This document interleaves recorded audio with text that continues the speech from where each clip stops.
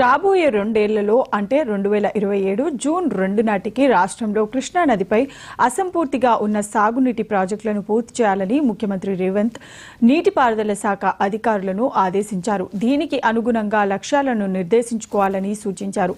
హైదరాబాద్లోని జలసౌదాలో మంత్రులు ఉత్తమ్ కుమార్ రెడ్డి, పొన్నం ప్రభాకర్, ప్రణాళికా సంఘం ఉపాధ్యక్షుడు చిన్నారెడ్డితో పాటు ప్రభుత్వ ప్రధాన కార్యదర్శి రామకృష్ణారావు, నీటిపారుదల శాఖ సలహాదారులు ఆదిత్యనాథ్ దాస్, ఉన్నతాధికారులు సందీప్ కుమార్, సుల్తానియా, రాహుల్ బొజ్జా, ప్రశాంత్ పాటిల్, అడ్వకేట్ జనరల్ సుదర్శన్ రెడ్డి, ఎత్తిపోతల సలహాదారు పెంటారెడ్డి, ఈఎన్సీ అనిల్ కుమార్, సీఈలతో సీఎం దాదాపు 3 గంటల పాటు సమీక్ష నిర్వహించారు.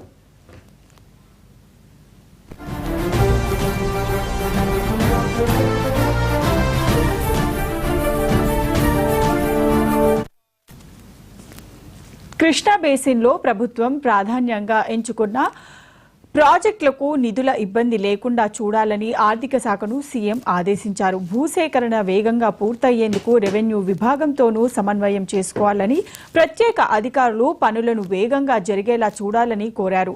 పాలమూరు, రంగారెడ్డి ఎత్తిపోతల ప్రాజెక్టులో ఉడాదాంపూర్ జలాశయం వరకు పెండింగ్ పనులను 18 నెలల్లో పూర్తి చేయాలని ఆదేశించారు.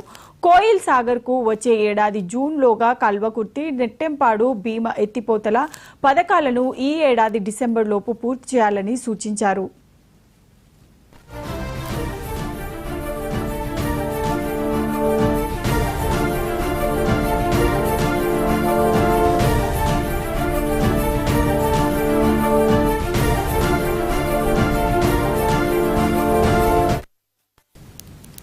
కృష్ణా జిల్లాలో తెలంగాణకు న్యాయబద్ధంగా రావాల్సిన వాటా సాధనకు చేస్తున్న ప్రయత్నాలను మరింత ముమ్మరం చేయాలని సీఎం సూచించారు. తెలంగాణ ప్రయోజనాలను అత్యంత ప్రాధాన్యంగా గుర్తించాలని అన్నారు.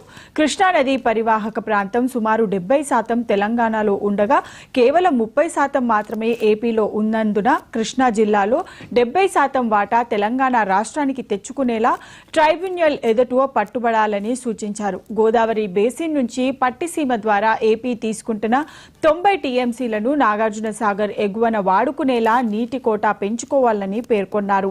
ఈ అంశాలన్నీ కృష్ణా బోర్డు దృష్టికి తీసుకెళ్లాలని స్పష్టం చేశారు.